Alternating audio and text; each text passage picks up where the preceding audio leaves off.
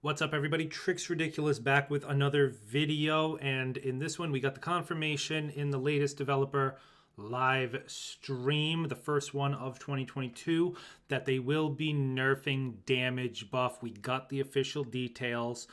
That's what we're going to cover in this video. Before we do, be sure to hit that like button and subscribe if you are new to the channel. Those are free ways to support the channel, and I really appreciate it. But without further ado, let's jump right in. So I'm just showing here the dev blog post. Unfortunately, the website is actually down, so they did post it on Reddit, but they didn't actually write out the damage buff nerf in here. But basically, I'll just kind of explain it.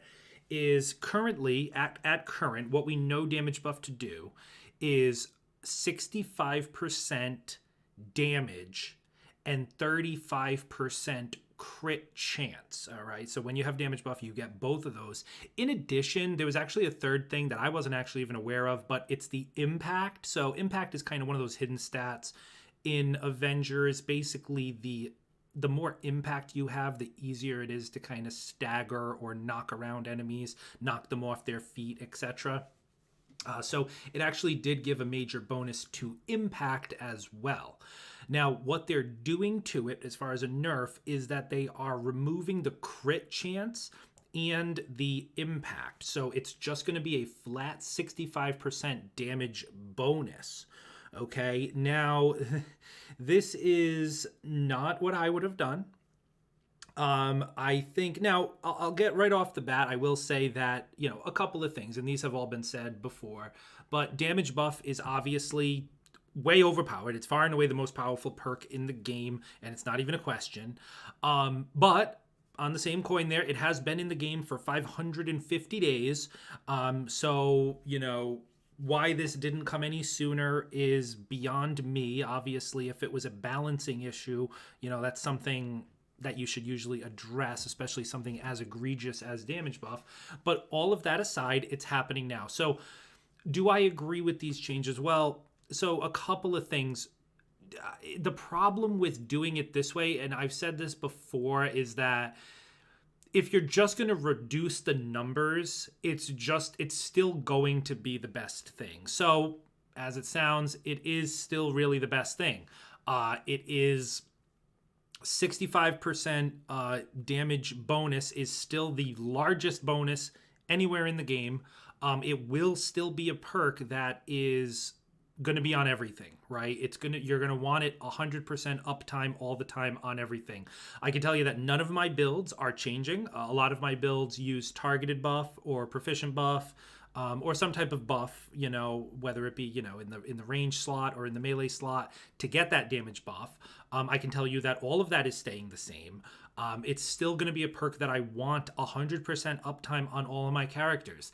And that is where I think they failed in their main objective, which was to make it so damage buff was not the most attractive perk all the time. Now I'll give them the benefit of the doubt that hopefully soon, because they are releasing a lot of different gear changes, which I'll let you guys read through this yourself because there are a lot of them.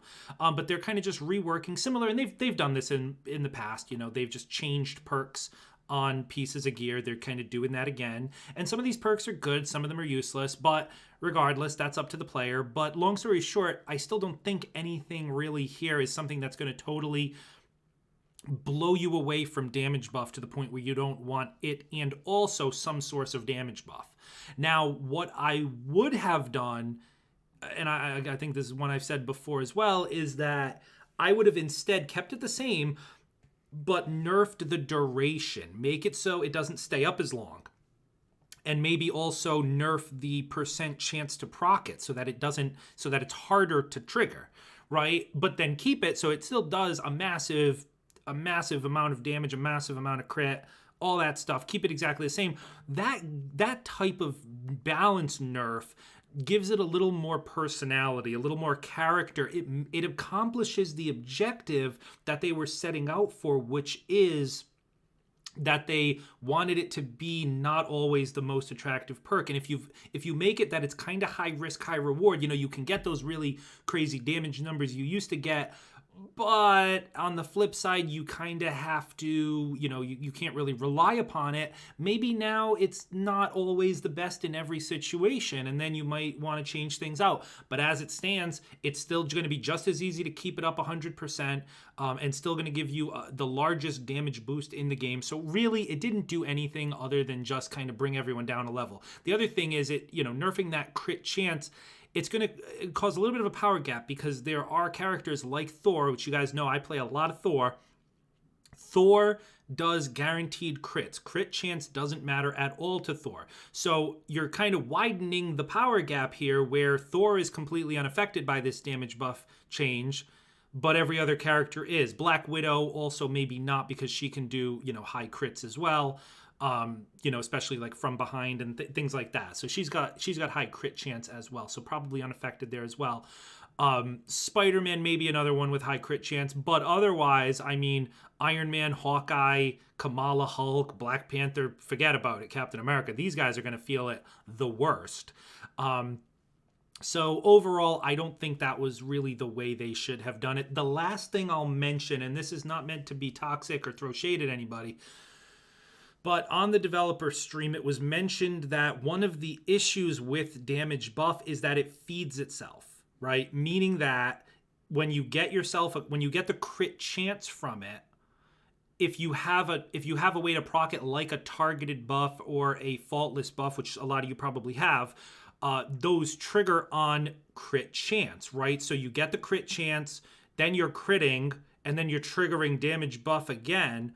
This was cited by Alex on stream as kind of it feeding into itself and, breaking the game in a way, and that's why they have to remove the crit chance.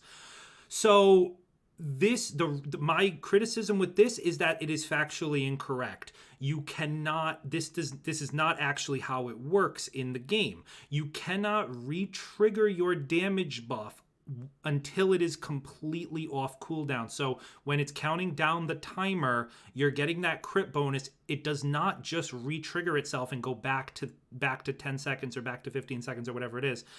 It has to go all the way to 0 and come off your screen before it can go back on your screen. Therefore, coming off your screen, you're now not getting the crit buff, and you have to re-trigger it again with a natural crit.